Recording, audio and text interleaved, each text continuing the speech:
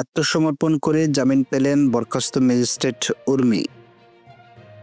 মানহানির অভিযোগে করা মামলায় আত্মসমর্পণ করে সাময়িক বরখাস্ত সহকারী কমিশনার তাপসী তাবাসসুম উর্মি জামিন পেয়েছেন। আজ বৃহস্পতিবার 28 নভেম্বর ঢাকার মেট্রোপলিটন ম্যাজিস্ট্রেট মোহাম্মদ ইমরান আহমেদের আদালতে শুনানি শেষে এ জামিন মঞ্জুর করেন।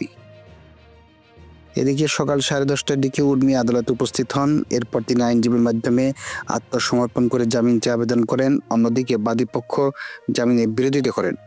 উভয় পক্ষের শুনানি শেষে আদালত তার জামিন মঞ্জুর করেন। এর আগে গত 8 অক্টোবর শহীদ আবু সাঈদ সহ অন্যান্য শহীদদের নিয়ে বিরূপ মন্তব্যের অভিযোগে তার বিরুদ্ধে ঢাকার আদালতে মানহানির মামলার আবেদন করেন গণ অধিকার পরিষদের উচ্চতর পরিষদ সদস্য ও গণমাধ্যম সমন্বয়ক আবু হানিফ। এরপরে ঢাকার মেট্রোপলিটন ম্যাজিস্ট্রেট জাকির হোসেন আদালত বাদীর জবানবন্দি রেকর্ড এবং পর্যালোচনা শেষে 28 নভেম্বর তাকে আদালতে হাজির হতে সমন জারি করেন।